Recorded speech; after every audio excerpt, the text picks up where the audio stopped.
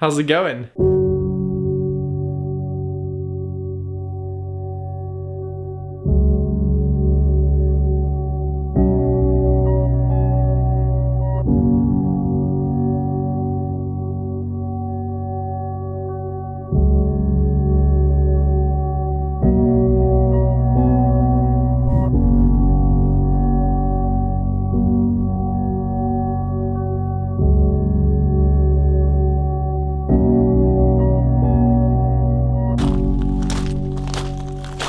How's it going, guys? First of all, good morning. Second of all, what was that intro? Okay, before we get anywhere near started, I just want to make it clear this is not a full review. This is simply me testing out the new firmware in my use case. Now, I may do some more thorough testing in the future, but this isn't what this video is about. Back to it.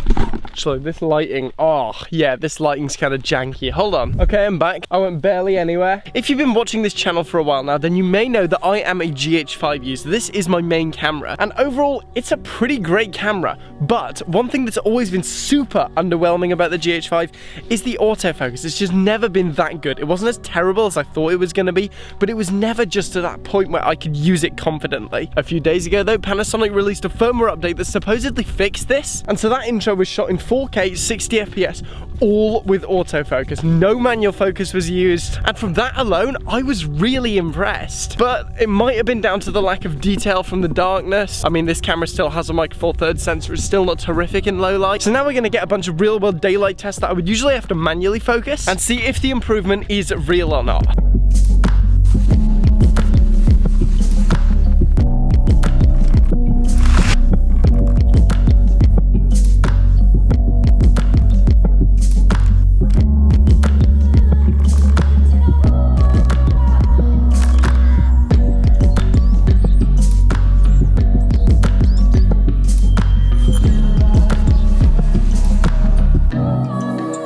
I gotta say, I honestly am impressed with this new autofocus, especially in 60 FPS. It's still not terrifically good in 24 FPS, but in 60 FPS, it's very usable. I'm currently shooting in 24 FPS, which doesn't require a massive amount of tracking. And something I have noticed is that they've cut down the pulsing significantly, which is fantastic. Seriously, if there's one way focus can ruin your shot other than it being out of focus, it's definitely pulsing. It does not look good. So another thing Panasonic have fixed with this firmware update is supposedly the face tracking. Now, before I couldn't use face tracking at all. Not only have Panasonic added the tap to focus feature now, so if a face isn't in the frame, you can still choose where you want the camera to focus. And that was one of my favorite things about shooting Canon. I can flip from face tracking to focusing on something else very, very quickly. And I haven't seen these test results yet, but pretty confident they're going to be good. So how does this face tracking affect me? Well, in reality, it doesn't. I usually use the center point AF. I use that on all of my cameras. I generally find that works the best because if I'm in the center of the frame, which I usually am, I'm pretty much confident I'm in focus and I don't need to look at this screen. I'm not sure if the face tracking will do as well as the center point AF. For comparison,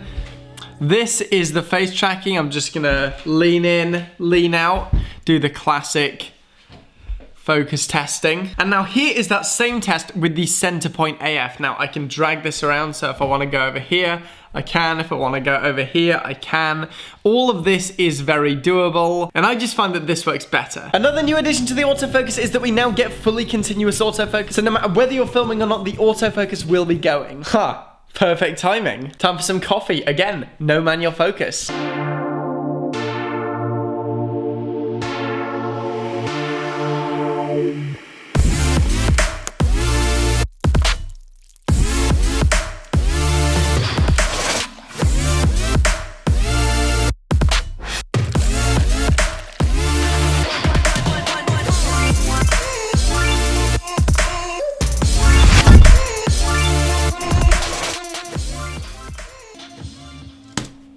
Okay, so after seeing all the clips I've shot with the autofocus on this big screen, what do I think about it? Honestly, I'm not gonna lie, I'm kind of impressed. This is the first time I've been able to accurately shoot B-roll using autofocus on the GH5. And when I was vlogging and holding it up like this, it never really bothered me. The pulsing was kind of annoying, so I'm glad they got rid of that. As for staying in focus, it wasn't too bad before, it's much better now. Unfortunately though, I'm not too impressed with the face tracking. Realistically though, one shot was always the better option. Canon, and that goes for my Canon cameras too. That's not just the GH5. At this point in time, I still haven't tested all the new features of the firmware. One of the ones I am looking forward to testing though is the back button near focus. That's gonna be great for me because I love to shoot through objects. So to be able to grab that far focus without it pulling focus on the plant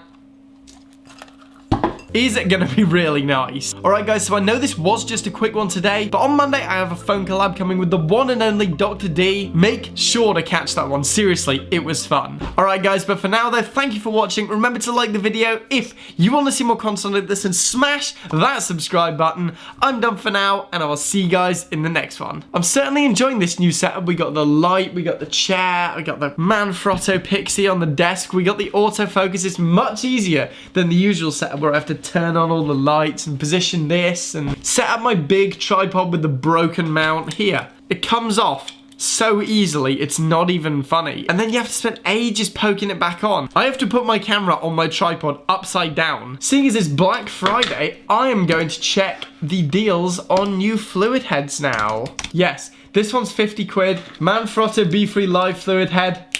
Definitely gonna get that. Alright, I'll see you guys in the next one.